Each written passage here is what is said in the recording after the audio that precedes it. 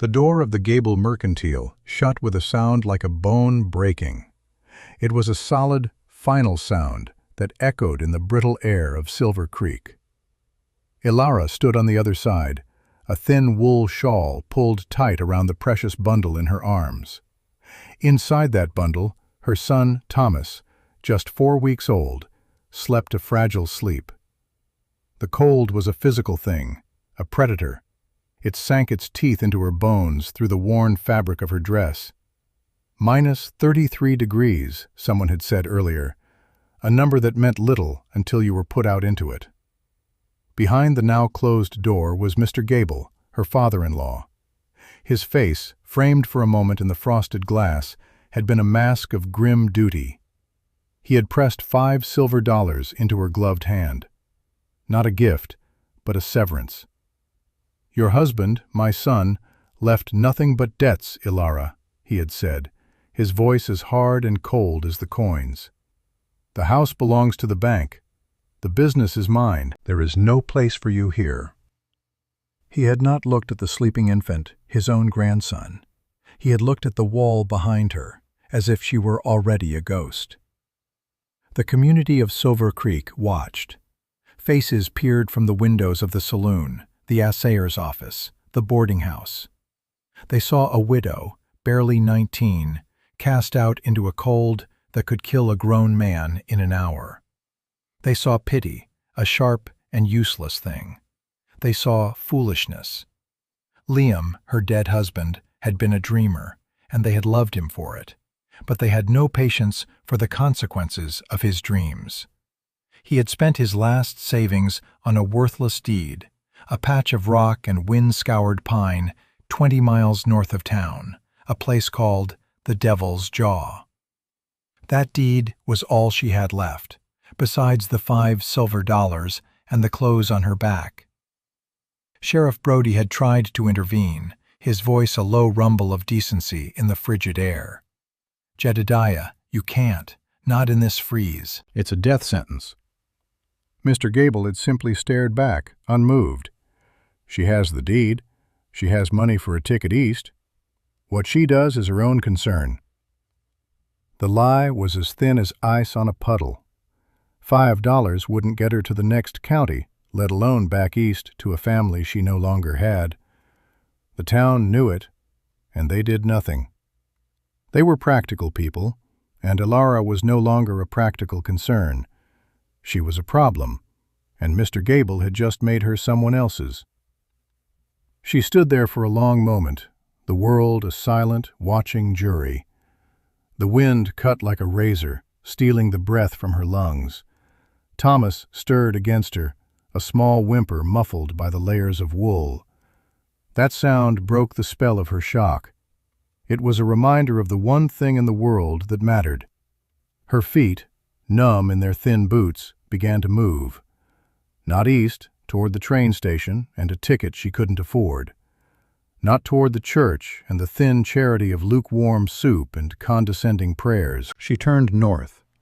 Her resolve was not a fire. It was a cold, hard stone forming in her gut. She would not beg. She would not be a burden. She would go to the one place on earth that was hers. Her last stop was the mercantile she had just been thrown out of. She pushed the door open, the little bell above it ringing with a terrible irony. Mr. Gable stood behind the counter, arranging tins of beans. He didn't look up. "Forgot something?" he asked, his voice flat. "I need to make a purchase," Ilara said.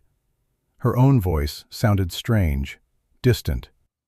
She placed 3 of the $5 silver on the polished wood. "I need a good axe, a small one, and a bag of salt, and whatever rye seed you have." Now he looked at her. His eyes, the same pale blue as his dead son's, held a flicker of something, disbelief, perhaps even a sliver of grudging respect, quickly extinguished. He took the money without a word. He retrieved a hand axe from a barrel, its hickory handle smooth and pale, its head a dark, oiled wedge of steel. He scooped rye seeds into a cloth sack and fetched a heavy bag of salt. He pushed them across the counter. The transaction was cold, silent, final. As she turned to leave, her pathetic supplies held in her free arm, he spoke one last time. "You're a fool, girl. That rock will be your tomb." Elara did not reply. She walked back out into the killing cold, the bell marking her final departure from the world of men. She turned her back on Silver Creek and began the long walk north, a ghost heading toward her own grave. The journey was a blur of white and gray. The world was stripped of color, of life. The only sounds were the crunch of her boots on the hard-packed snow, the whistle of the wind through skeletal pines, and the soft, rhythmic breathing of her son. She walked for hours, her body a machine fueled by a desperate, cold anger. The weight of the axe and the supplies was a misery, balanced against the precious, warm weight of her child. She wrapped Thomas so tightly against her chest that they were almost one being, her own meager body heat, a fragile shield against the vast, indifferent cold.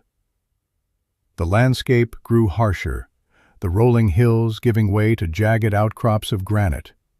The trees thinned, becoming stunted, twisted things that clung to life with a tenacity she was only beginning to understand. By late afternoon, as the pale sun began to bleed toward the horizon, she saw it.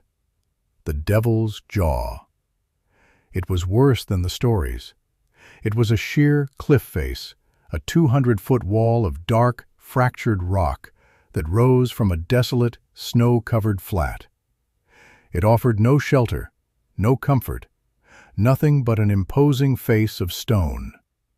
She reached the base of the cliff as dusk settled, the temperature dropping with the light. Her body screamed with exhaustion. Her hope, a tiny ember she had nursed all day, finally died. Mr. Gable was right. The town was right. This was a tomb. She sank to her knees in the snow, the supplies falling from her numb arm. Tears froze on her cheeks before they could fall. She looked at the impassive rock, then down at the sleeping face of her son, his tiny mouth parted, a perfect, innocent creature delivered into a hopeless world.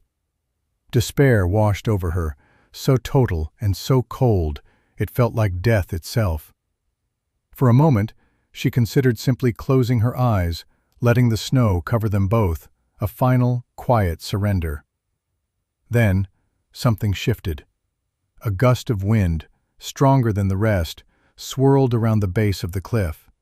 But where she knelt, in a shallow alcove formed by a massive fissure in the rock, the air was still.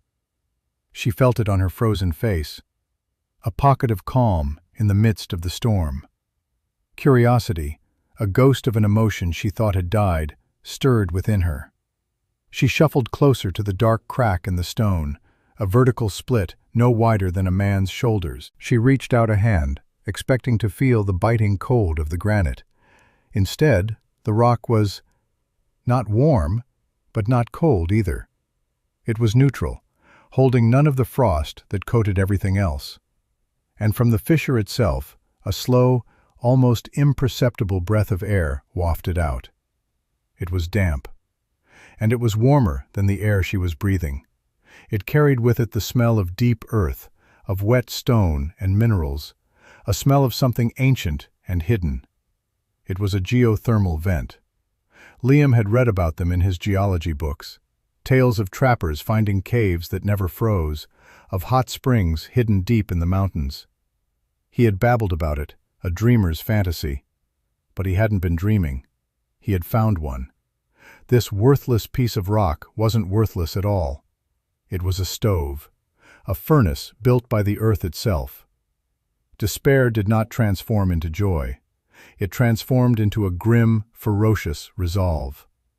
Elara got to her feet. She unwrapped Thomas, checked him carefully, then rewrapped him and laid him gently on her discarded shawl in the deepest, most still part of the alcove. Then she took up the axe. The handle felt alien in her soft, blistered hands. She looked at the dead, dry pines clinging to the scree slope nearby. Her work was just beginning. The first task was to widen the alcove. The fissure led into a small cave, but the entrance was choked with fallen rock and ice. She used the axe head as a hammer and a pry bar, her gloved hands clumsy, her muscles screaming in protest. Each rock she moved was a monumental effort. Her hands, even through the gloves, were scraped raw. Sweat froze on her hairline.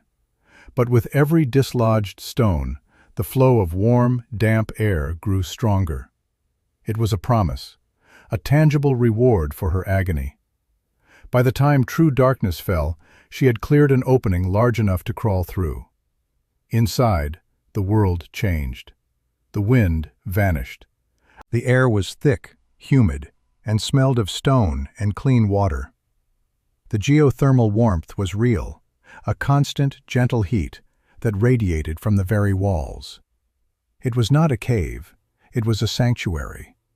It was small, no bigger than the single room she had shared with Liam, but its walls were solid rock, and its ceiling was lost in the darkness above.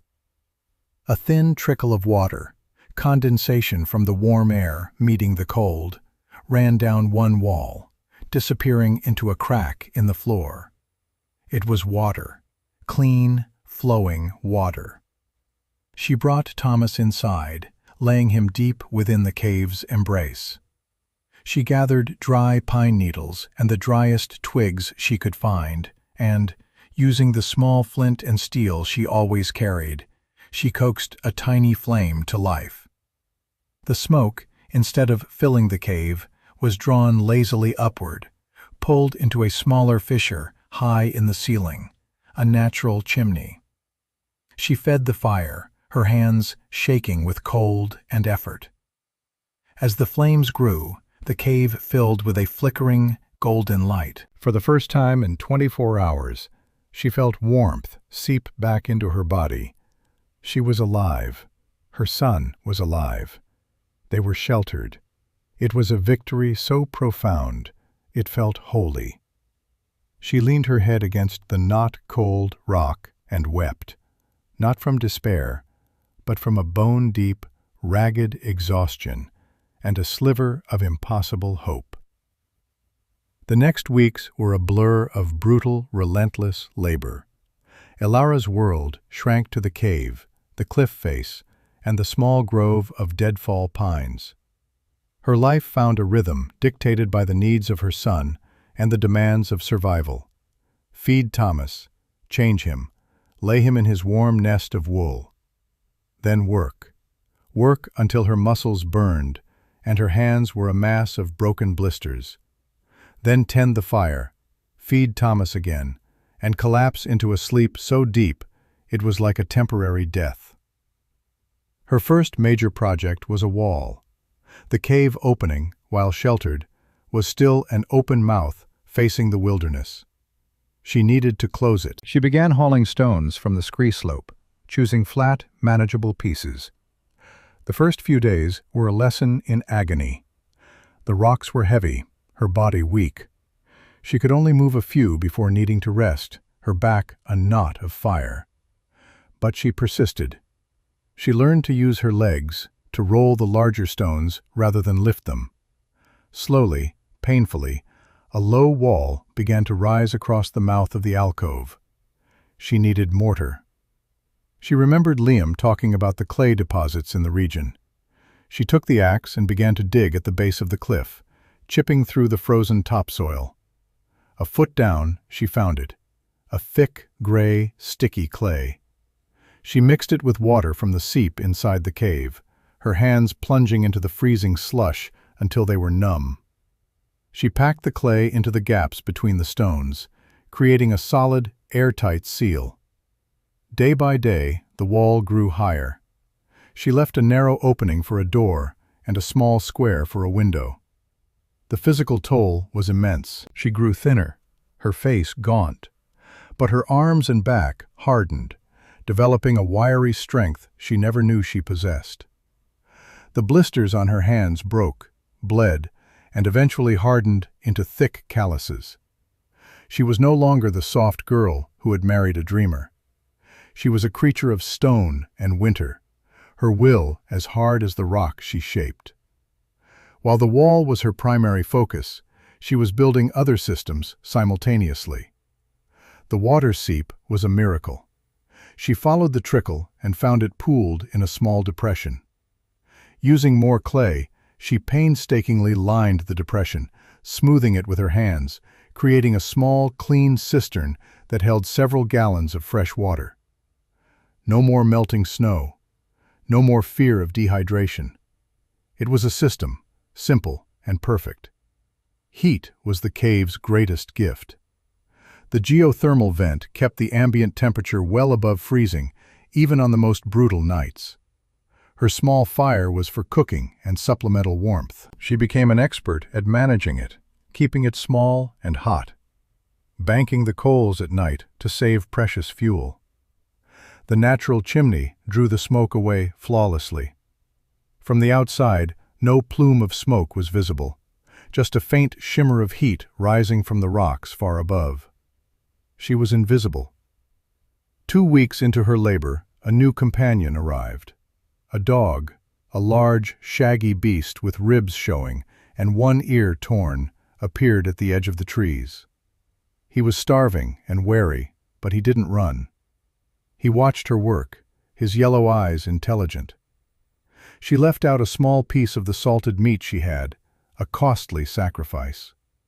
He crept forward and devoured it. The next day he was closer. She named him Boulder. Within a week, he was sleeping just inside the cave entrance, a loyal, watchful guardian. He was warmth, and he was an alarm.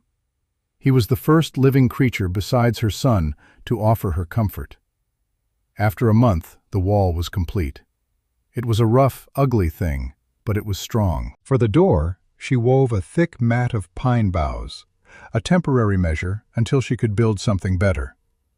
For the window, she found a thin, translucent sheet of ice from a frozen pool and wedged it into the frame. It cast a milky, ethereal light into the cave.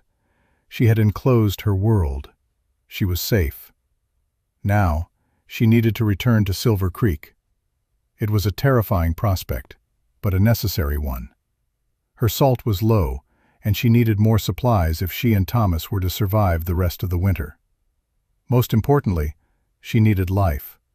She needed chickens for eggs, and she needed more seeds for a project she had been dreaming of in the deep of the night. She bundled Thomas, strapped him securely to her chest, left Boulder on guard, and began the 20-mile trek back to town. The journey was different this time. She was harder, stronger. The cold was still a threat, but it was a familiar one. She moved with a purpose that she had lacked before. Her arrival in Silver Creek caused a stir.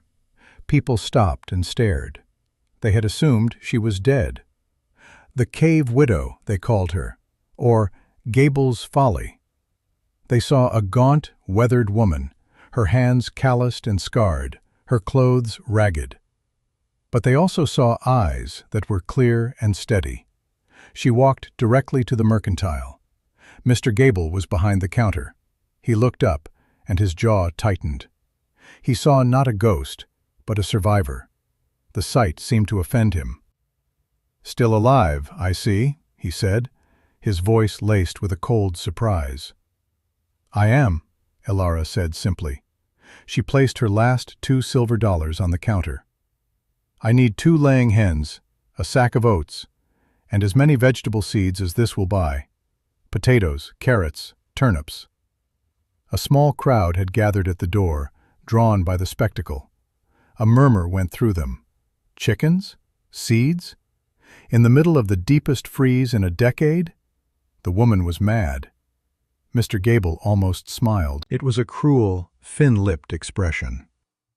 "Growing a garden in the snow, are you? Or are you planning to feed the rocks?" "Just sell me the supplies, Mr. Gable," Elara said, her voice even. He shrugged, the showman playing to his audience. He took her money. He put 2 squawking hens into a burlap sack, their feet tied. He filled a sack with oats and gathered a handful of seed packets. He pushed them toward her. The transaction was a piece of theater, confirming for everyone in town that Elara was not a survivor, but a lunatic clinging to a foolish hope. Leading livestock back through the snow was a new kind of misery. She carried the chickens in one hand, the supplies on her back, and her precious son on her chest. The hens squawked and struggled. The journey took 2 days.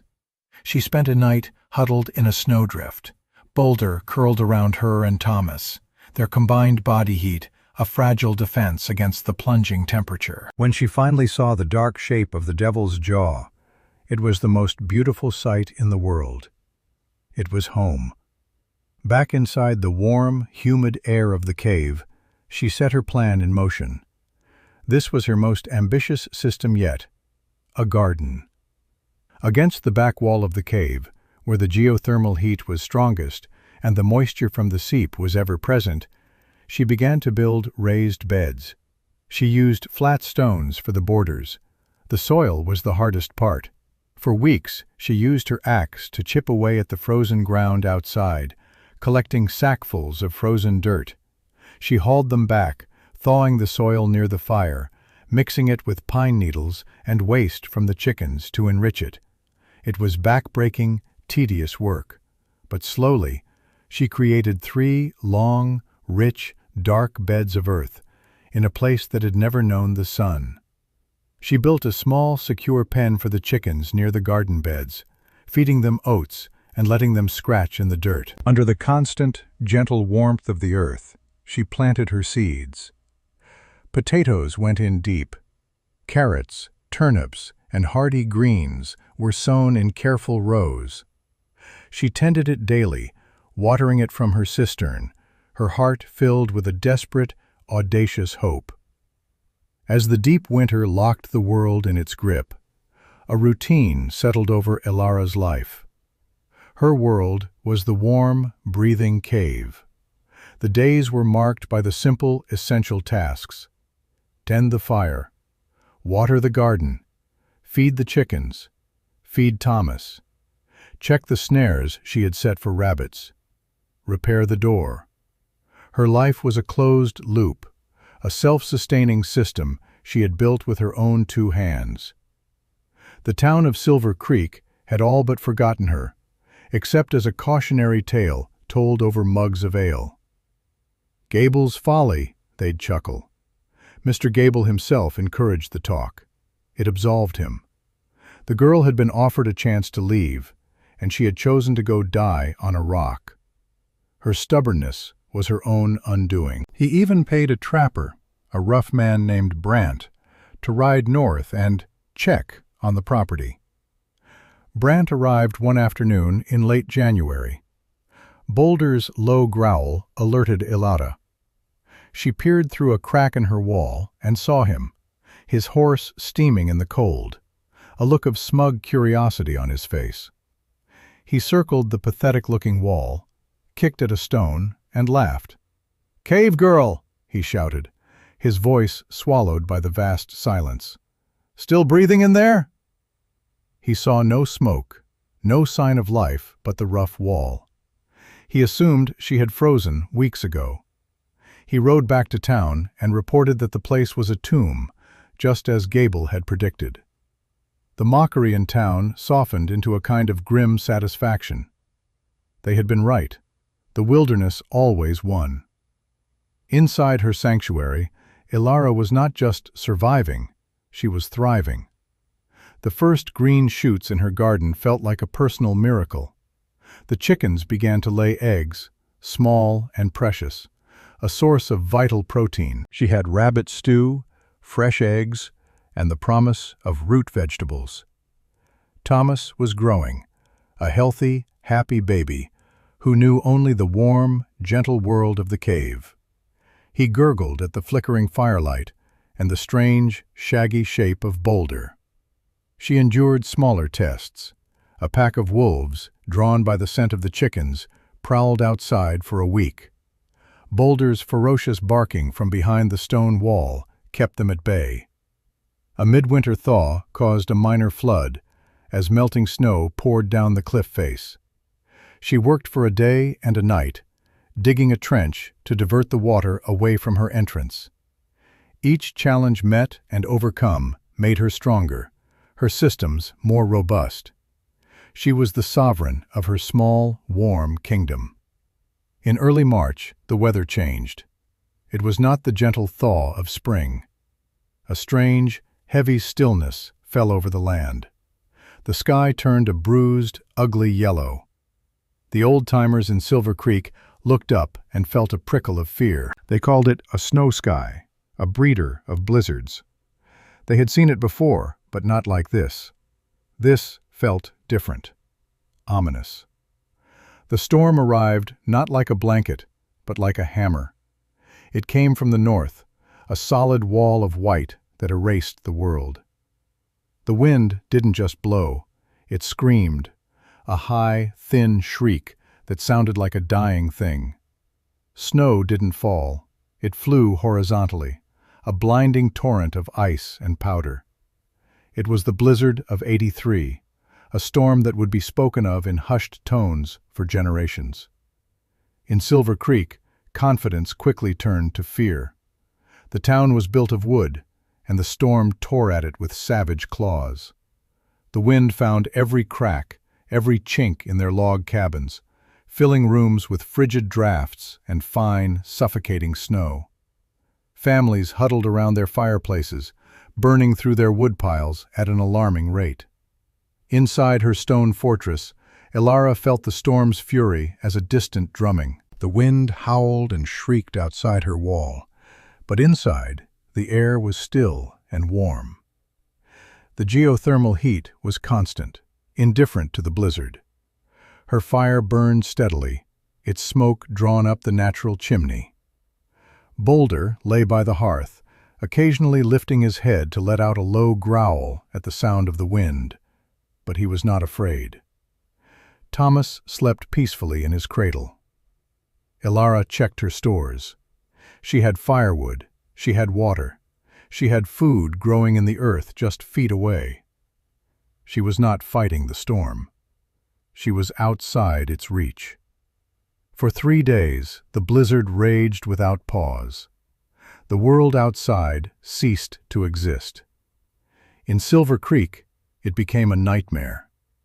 The first roof collapsed on the second day, the sheer weight of the snow too much for the old timbers of the livery stable. The horses inside were killed. Fear turned to panic. People's firewood began to run out. The temperature inside their homes dropped to freezing. The livestock in their barns, untended, began to die. The conventional wisdom, the sturdy log cabins, the whole way of life that had judged Elara as a fool, was breaking apart. Mr. Gable's fine house, the biggest in town, was no exception. A section of his roof groaned and cracked. Snow poured into the attic. His family, including his other son Jacob, Jacob's wife Sarah, and their young daughter, huddled in the one remaining warm room, their bravado gone, replaced by a primal, chilling fear. Their daughter, little Rose, had a fever, and the cold was making it worse. Her breathing was shallow, a rasping sound that terrified her parents. On the 4th day, the wind lessened slightly, though the snow still fell thick and heavy. A desperate plan was hatched in the Gable house. Jacob, a strong man but cowed by his father, knew they would not last another night. He remembered the trapper Brant's report. A cave, a stone wall. It was a mad, desperate thought, but it was the only one they had. "Father," he said, his voice hoarse. "Elara." "At the jaw. Stone doesn't break." Mr. Gable stared at him, his face a ruin of pride and terror. "She's dead. The girl is dead." "What if she isn't?" Jacob pleaded. "It's rock. It's our only chance. For Rose." The plea worked. Desperation finally broke through Jedediah Gable's pride. Jacob and Sarah wrapped their sick daughter in every blanket they owned and stumbled out into the white chaos. The journey was an impossibility, a nightmare of chest-deep drifts and blinding snow. It was a testament to their love for their child that they made it more than 100 yards. It was a miracle they made it a mile. It was luck and the fading memory of the trail that brought them, half-frozen and delirious, to the base of the Devil's Jaw. They saw the wall, a dark shape in the swirling white. It looked like a tomb. Jacob's hope died. He fell to his knees, clutching his daughter, his body finally giving out. But Sarah, driven by a mother's instinct, staggered forward. She beat on the rough, woven door with her frozen fists, her voice a raw cry. "Please, help us! My baby is dying!" Inside, Ilara heard the sound, faint at first, nearly lost in the wind. Boulder heard it too, and let out a sharp, questioning bark. Ilara quieted him, her heart pounding. Who could be out there? She moved to the door, listening. She heard the woman's cry again, a sound of pure despair. She faced a choice. These were the people who had stood by and watched her be cast out. This was the family that had left her and her newborn son to die. The bitter memory was a cold knot in her stomach. Her resources were carefully rationed. Taking in 3 more people would strain her food, her water, her very existence. She could leave the door closed. No one would ever know. It would be justice. Then she heard the thin, weak cough of a child. She looked at her own son, sleeping soundly, warm and safe. And she knew there was no choice. Not for a person of character. Not for a mother. Her own survival was meaningless if it was built on a foundation of cruelty. She took a deep breath, barred the door, and pulled it open. The sight that greeted them was something from a fever dream. The blast of warm, humid air hit their frozen faces first. It felt impossibly, blessedly warm. Then their eyes, accustomed to the blinding white, adjusted to the dim, flickering light. They saw not a barren, frozen hole, but a home. A steady fire burned in a stone hearth. Tools hung neatly on the rock wall. A dog stood growling softly, but its tail gave a slight, uncertain wag. And there, against the far wall, under the soft glow of a lantern, was a sight so impossible it made Sarah gasp. A garden. Rows of green plants, thriving in the dead of winter. 2 chickens clucked softly in a clean, neat pen. They stared at Ilara. She was thin, yes, and her face was weathered, but she was alive and whole. Her eyes held no triumph, no malice. They held a quiet, steady strength. She looked at the shivering child in their arms, at their frost-rimmed clothes and desperate faces. Her response was not a lecture, not an accusation. It was simple, practical grace. "Bring the child in, by the fire," she said, her voice calm. "There is stew. Eat." The shock was so profound it left them speechless. Jacob stumbled in, carrying his daughter as if she were a holy relic. Sarah followed, her eyes wide, taking in every detail of the impossible sanctuary. They laid Rose near the fire, and Ilara brought them bowls of hot rabbit and turnip stew. They ate like starving animals, the warmth spreading through their bodies, their minds struggling to reconcile the reality of this place with the foolish girl they had mocked and dismissed. Later, after Rose was warm and breathing easier, Jacob looked at Ilara, his face etched with shame and awe. "How?" he whispered, gesturing at the garden, the cistern, the entire miraculous world she had built. "The rock is warm," Ilara said simply. "I listened to the land instead of fighting it." The blizzard finally broke on the 5th day. The silence that followed was as shocking as the storm's noise. Jacob knew he had to go back for his father and the others. Ilara gave him a small sled she had built, loaded with firewood, blankets, and a pot of hot soup. "The town is broken," he told her. "The meeting hall roof is gone. People are freezing." He returned hours later, not alone. Behind him, struggling through the massive drifts, was a small procession of the town's survivors, and at their head was Mr. Jedediah Gable. He looked 10 years older, his pride stripped away, leaving only a raw, humbled fear. He stopped before the entrance to the cave and looked at the daughter-in-law he had cast out. He saw his healthy grandson, Thomas, cooing in a warm cradle. He saw his sick granddaughter, Rose, sleeping peacefully by the fire. He saw the impossible garden. He saw the woman who had done what his entire town, with all its resources and conventional wisdom, could not. She had endured. He met her eyes, and the great Mr. Gable finally broke. "We were wrong," he said, his voice cracking. "We called you a fool. My God, we were the fools." He did not ask for forgiveness. He did not ask for help. It was a simple, stark confession. Ilara looked at the cold, desperate faces of the people of Silver Creek, the people who had watched her leave, the people who had whispered her mocking nickname, and she felt not a flicker of triumph, only a deep, quiet resolve. She nodded once, a gesture of acknowledgement. Then she stepped aside. "There is room," she said. "There is warmth. Come inside." For the next week, the Devil's Jaw became the heart of Silver Creek. Ilara's cave was a refuge, a hospital, a beacon. She organized the survivors, rationing her food, directing the able-bodied to haul more wood, showing them how to melt snow efficiently. She shared her knowledge freely, without arrogance. She taught them about the warmth in the rock, about the water in the air.